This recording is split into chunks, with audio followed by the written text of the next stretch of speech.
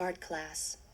It is a combined upper elementary class, and they are studying Georgia O'Keeffe and abstract art.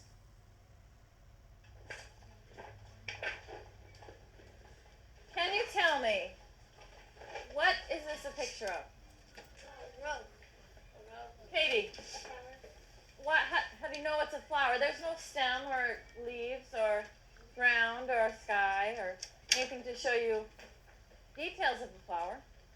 What tells you that this is a flower, Andre or Adam? The color. The color? Okay. Ashley? The shape, like how they do have some of it's dark in the outline of it. Okay, it shows different values. Okay, but anything can have values and anything can have color. How do you know this is a flower? Matt? Shape. The shape looks like what? Petals. Rebecca, what do you think? The shape looks like what? A rose. Okay, reminds you of a rose. Good. We're talking about an American painter who is probably the most famous woman painter in the world. Drum roll. Georgia O'Keeffe. Okay? Georgia O'Keeffe she died in 1987. How many of you were born in 1987 or 88? Okay, so she died about the same time you were born. And she lived to be 98 years old. She was a beautiful, beautiful painter. And she lived part of her life in New York City. And another part of her life, she traveled all the way to New Mexico. Sure she did. And she lived in two completely different parts of the world. Or not in the world, different parts of the United States. A crazy big city like New York. And then when she went to New Mexico, she lived out in the desert. And she loved them both. She lived the last half of her life in New Mexico now. Let me show you a picture of her. This is Georgia. There's Georgia.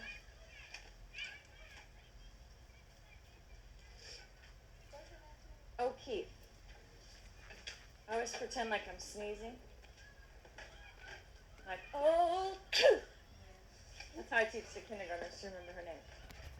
And Georgia loved to paint about the things that were around her. When she was in New York, she painted about the big city. And we have this painting right here called The Shelton with Sunspots.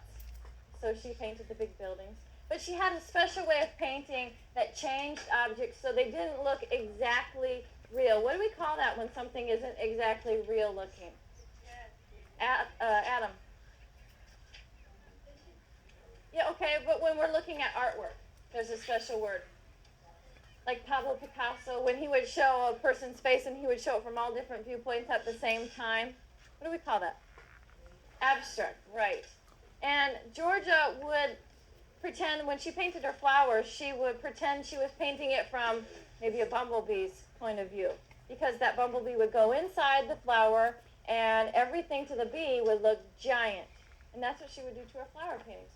She would take a small flower and she would enlarge it so that it was huge. This painting, for example, is probably as big as that screen up there. Okay? It's kind of like thinking that she wanted people to notice the small things around you, especially the small things in nature. And it's kind of like thinking about the movie Honey, I Shrunk the Kids. How even a tiny blade of grass would look like a giant, giant tree if you were the size of what?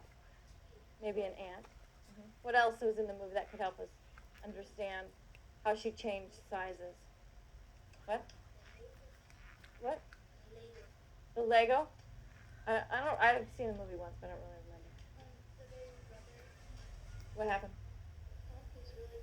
Oh, it's the normal size, and then they were shrunk. I remember a part too where they got rained on, or the sprinklers turned on when they were in the grass, and it was like a big bucket of water getting poured on them with each drop.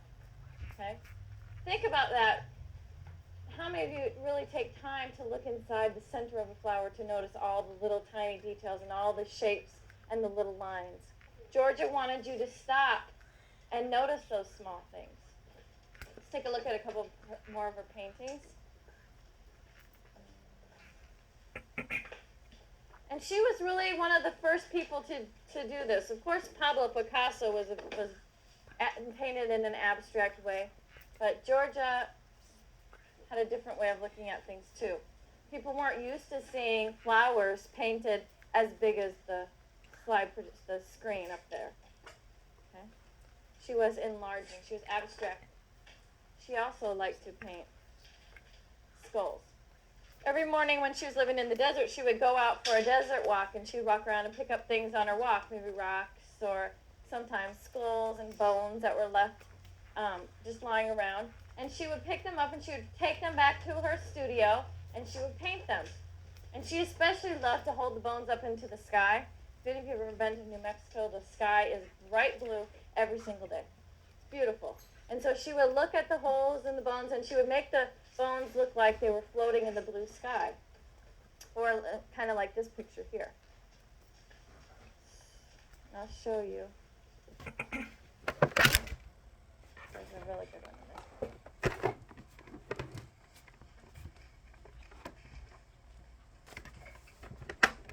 People thought she was kind of dreary and gloomy for painting bones from dead animals.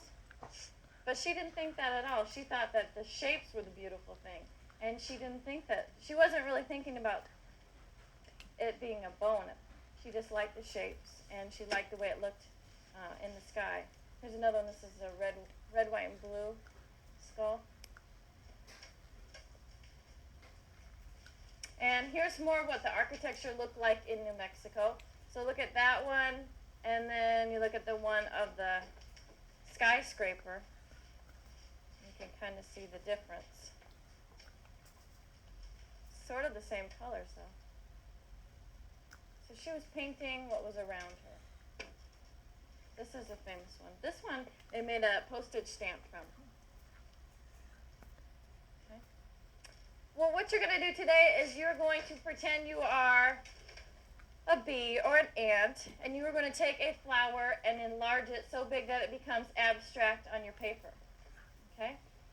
I'll show you some examples. You take a flower. One last picture of hers. This is called white trumpet flower. You're going to paint it so big, or you're going to draw it so big that the petals might go off the paper. You're not going to worry about painting a stem. You're not going to worry about painting leaves. Okay? What's important are the details in the middle, the small, tiny details. You're going to pretend your eyes are like a magnifying glass.